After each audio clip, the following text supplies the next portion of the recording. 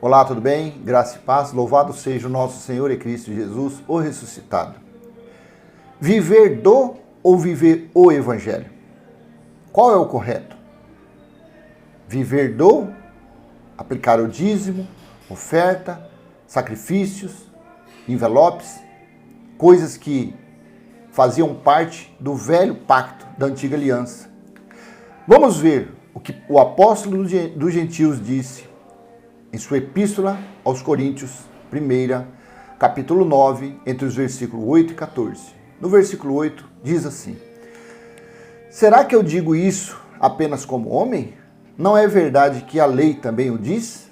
Versículo 9. Porque na lei de Moisés está escrito: não amarre a boca do boi quando ele pisa o trigo. Por acaso Deus está preocupado com os bois? Então veja bem, o comer, o se alimentar do altar, do templo, o viver do Evangelho, como é ensinado pela teologia, como o sistema religioso pratica há séculos, isto é coisa da lei de Moisés. Então aqui já está errado, porque na morte de Jesus, ele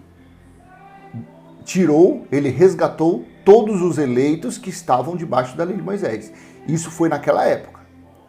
Quando veio o ano 70, Deus julgou Israel e Deus derrubou o templo terreno, o maior símbolo da lei de Moisés, que era o templo que havia em Jerusalém. Nem os alicerces sobraram. E Deus estabeleceu, a partir daquele momento, Deus estabeleceu a nova Jerusalém, o tabernáculo espiritual, dentro do espírito dos eleitos. Deus não habita em templos feitos por mão de homens. Deus já não habitava naquela época, como está lá em Atos capítulo 18. E depois do ano 70, muito menos. Que Apocalipse capítulo 21 fala que ele está dentro dos homens. Em Hebreus capítulo 8, versículo 10 e 11, diz que depois daqueles dias, depois do juízo, ninguém mais conseguiria ensinar ninguém, porque ele mesmo escreveria as suas leis dentro do nosso coração e da nossa mente. Então esse viver do evangelho aqui já está errado, porque isso é coisa da lei. Vamos continuar, versículo 10. Será que não é certamente por nossa causa que ele está dizendo isso? É claro que é por nossa causa que isso está escrito. Pois quem lavra deve fazê-lo com esperança e o que colhe deve fazê-lo na esperança de receber a parte que lhe é devida. Eu estou utilizando a versão nova Almeida atualizada, a NAA. Versículo 11. Se nós semeamos entre vocês as coisas espirituais, será muito recolhermos de vocês bens materiais? Versículo 12. Se outros participam desse direito sobre vocês, não o temos nós em maior medida? Entretanto, não fizemos uso desse direito. Pelo contrário, suportamos tudo para não criarmos qualquer obstáculo ao Evangelho de Cristo. Aqui está uma amostra, uma demonstração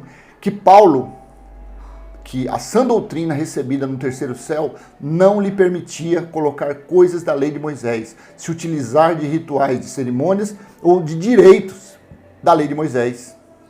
Aqui não foi porque Paulo era bonzinho, não, é porque Paulo havia recebido, 2 Coríntios capítulo 12, ele recebeu a revelação do próprio Cristo no terceiro céu para pregar a sã doutrina. E na sã doutrina não tem fermento da lei de Moisés, não tem dízimo, batismo nas águas. Aonde você viu Paulo falar de dízimo? Aonde você viu Paulo falar de batizar a pessoa dentro de um rio, dentro do Rio Jordão, dentro de uma piscina? Paulo diz, Romanos capítulo 6, versículo 3 e 4, que o batismo foi na morte de Cristo, na morte de Jesus. Assim foi o batismo de todos aqueles que nasceram depois da cruz. Aonde você viu Paulo falando para dar oferta? Oferta era da lei. Paulo falou em 2 Coríntios 9, contribua com uma contribuição, não uma oferenda, porque oferta é oferenda. Era feito isso lá atrás na lei para manutenção, para as festividades que ocorriam, o dia de sábado, festa da lua nova, festa do tabernáculo. Então para isso que era recolhido ofertas do povo, para a manutenção e as obras do templo de Deus, o qual foi derrubado no ano 70. Então se vivia do altar quem? Os sacerdotes e os levitas. Nos dias de hoje, depois do ano 70, quando Deus derrubou o templo, não existe mais levita, não existe mais sacerdote. Essa história que por aí andam falando, traz o dízimo para o sacerdote, isso é tudo papagaiada, mentira, balela. São cães gulosos os que pregam isso. São cães devoradores, são lobos ferozes, que estão aí só para escalpelar as ovelhas, para tosquear as ovelhas. Oferta, isso é coisa do velho, isso é coisa da lei de Moisés. Então Paulo aqui, como ele veio, ele recebeu a revelação para pregar a sã doutrina, e na sã doutrina não tem fermento da lei, por isso que ele não se utilizava. Por isso que ele não, porque ele não era sacerdote, ele não era levita. Ele foi um instrumento usado por Cristo para pregar aos gentios, ao povo gentil, a sã doutrina. Ele foi um ministro de Cristo. Ele foi um embaixador de Cristo, o qual nós somos. Aqueles que pregam a graça, a sã doutrina, é um embaixador de Cristo. E a mulher que faz é uma embaixatriz de Cristo. O pregador da sã doutrina, ele não tem que estar dentro de um templo feito por mãos de homens. Ele não tem que estar numa chamada igreja. O pregador, o embaixador de Cristo, ele está na fila do mercado, na fila da lotérica, ele está na fila do INPS, ele está ali, está falando de Cristo, do Cristo ressuscitado. Isto é um embaixador. E ele fala porque o Espírito de Cristo está nele e se utiliza da boca dele para falar para as pessoas. É assim que funciona. Nos dias de hoje, no novo pacto, é assim. Então não tem esse negócio de ficar comendo do que está no altar, isso era coisa da lei. Versículo 13. Vocês não sabem que os que prestam serviços sagrados se alimentam do próprio templo e que os que servem ao altar participam do que é oferecido sobre o altar? Aí eu te pergunto, esse altar nos dias de hoje, ele existe? Existe o do homem. Você entrar num lugar que se chama igreja e lá tiver um altar, é um símbolo do sacrifício, é um símbolo da lei, é um símbolo de uma sinagoga. Agora, se você entrar numa garagem de uma casa e tiver uma pessoa falando da sã doutrina, falando que o reino de Deus já foi estabelecido, falando que nós já estamos no reino de Deus espiritual pela fé, então você está reunido como igreja, não na. Jesus mandou reunir como, não na. Os apóstolos se reuniam como igreja, não na igreja, porque naquele tempo eles eram perseguidos como... Aí eu fui falar isso com uma pessoa, falou, não, mas Paulo fundou a igreja de Corinto, Paulo fundou a igreja de Éfeso. Cara pálida, Paulo não fundou a igreja coisa nenhuma. Os irmãos se reuniam, leia Filemão capítulo 1, versículo 2, leia Colossenses capítulo 4, versículo 15, 1 Coríntios capítulo 16, versículo 15, todos eles se reuniam como igreja, nas casas dos irmãos. É assim que é a igreja de Cristo. Não tem placa, a igreja de Cristo não tem CNPJ, a igreja de Cristo não tem nome. A igreja de Cristo é de Cristo, ele é o cabeça, só há uma igreja. No mundo, no universo, só existe uma igreja, só uma igreja, que é a igreja de Cristo, o qual ele é o cabeça, ele é o pastor, ele é o bispo, ele é tudo.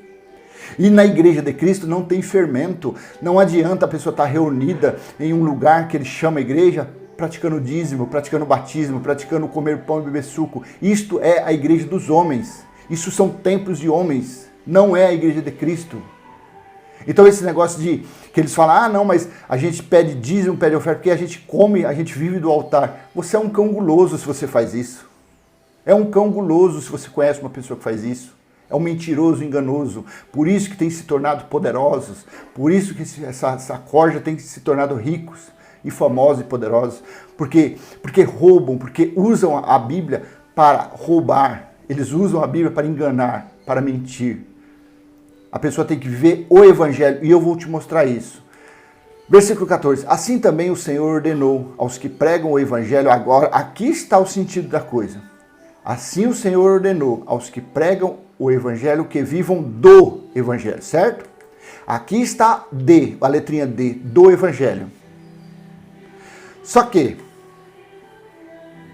quando você vai no manuscrito mais antigo, o manuscrito mais confiável, aí você fala, mas qual que é o manuscrito mais confiável?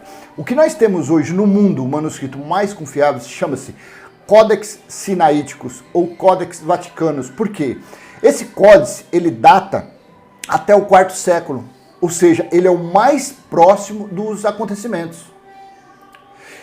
Em 1900 e pouco, eles acharam, diz que é os escritos do Mar Morto, nas montanhas de Qumran, nos montes de Qumran, em 1948, 45, alguma coisa assim, e eles acrescentaram versículos, trechos, que nem a viúva mesmo, um exemplo. A mulher adúltera. Se você vai lá no Códex Sinaíticos, esse do João capítulo 7, versículo do 53 ao capítulo 8 até o 11, no Códex não existe. E eles acrescentaram. Mas aí você fala assim, mas quem pode aprovar? Bom, em primeiro lugar, no templo onde que diz que levaram a adúltera, Jesus estava escrevendo no chão. No templo, mulher não entrava. Segundo, pela lei de Moisés, o casal, os dois deveriam ser apedrejados. E a Bíblia consta só a mulher. Cadê o adúltero? Cadê o homem? Então são dois itens que provam que aquilo foi acrescentado. Marcos capítulo 16, no original, no mais antigo, consta do versículo 1 ao versículo 8. Do versículo 9 ao final, eu acho que é o 20, não lembro, foi acrescentado, porque lá no Sinaítico não consta. Não consta, porque esse lá no versículo 18, por aí fala assim, que o homem vai beber, a pessoa vai beber veneno e não lhe fará mal, será picado por cobra. Então, você vê que está totalmente fora do contexto, está fora do que, se você vem lendo Marcos 1, 2, 3, quando você chega nessas partes, você vê que não bate. Claramente foi acrescentado. Mateus capítulo 17, versículo 21. Essa espécie de demônio só sai com jejum e oração. Aí você vai lá no Códex Sinaíticos, não existe. Está assim, no verse, não existe. O versículo 21. Aí você fala assim, mas qual que é o certo? O Códex foi antes do ano 400 ou de 1900 e pouco? Aí vamos comparar Mateus capítulo 17, versículo 21. Você vai lá, Jesus de Nazaré fala sobre o jejum. Como pode os convidados jejuarem enquanto o noivo está presente? Mas virão dias que, naqueles dias, jejuarão. Quais foram aqueles dias? Sexta, sábado e domingo. No domingo, o noivo voltou. Voltou o noivo. No ano 70, já não voltou mais o noivo. Quando ele veio, quando ocorreu a parousia, a vinda dele, não foi mais o noivo. Quem voltou foi o esposo para a sua igreja, a qual foi estabelecida espiritualmente. Então, no Códex Sinaítico, aqueles que pregam o evangelho, que vivam o evangelho. No original está o evangelho, não do evangelho. Então essa sílaba do tem enriquecido esses lobos, tem feito esses cães gulosos viverem atrás de uma mesa, de um conforto, numa sala com ar-condicionado, com seus carros blindados, só por causa disso. Porque ele fala assim, e todas as versões, na ACF, na NAA, na ARA, na Bíblia de Jerusalém, na Nova Versão Internacional, na NVT, eu tenho todas essas versões e todas elas falam, aqueles que pregam o evangelho, que vivam do evangelho. Aí quando a gente pesquisa, quando a gente quer saber a verdade, a gente vai buscar. E a verdade, no mais antigo, que a gente pode confiar mais, que foi datado do 4º século antes, está aqueles que pregam o evangelho, que vivam o evangelho. Eu vou colocar uma cópia no cantinho desse vídeo, para você, talvez você não vai enxergar, mas você procure, pesquise lá no Google, Códex Sinaítico ou Códice Sinaíticos.org e você vai ter ele na sua mão. Aí você vai lá, procura, vai em cima e coloca traduz pelo português. Você vai ver que escândalo, quanto engano, esse engano. Cadê os pais da igreja que não mostraram a verdade?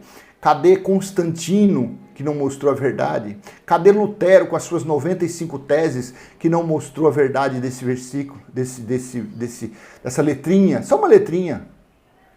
Aos que pregam o evangelho, que vivam o evangelho. E o evangelho significa viver o quê? As boas novas. As boas novas não tem fermento da lei. As boas novas não tem dízimo, não tem oferta, não tem sacrifício, não tem voto, não tem apresentar criança, não tem tomar banho de óleo, não tem tomar banho numa piscina, não tem apresentar criança, não tem jejum, não tem submonte. O evangelho, as boas novas, não tem nada do velho pacto, não tem nada da lei de Moisés. Espero que essa palavra seja como uma espada afiada de 2 gumes entrando na sua mente, entrando no seu coração, separando a alma do espírito. Então aqueles que pregam o evangelho, que vivam o evangelho, este é o original. Graça e paz, louvado seja o nosso Senhor e Cristo Jesus, o ressuscitado, porque a religião ainda está no Jesus de Nazaré. Nós que pregamos a graça estamos no ressuscitado. A graça genuína não tem fermento da lei de Moisés. Então, se esse vídeo foi útil para você, dê um joinha, compartilhe, se inscreva no canal. Vamos levar adiante a mensagem da sã doutrina aos nossos irmãos que estão sendo tosqueados, que estão sendo roubados, que estão sendo enganados por esse sistema religioso mentiroso, enganoso e fraudulento. Graça e paz, até a próxima, se Deus assim permitir.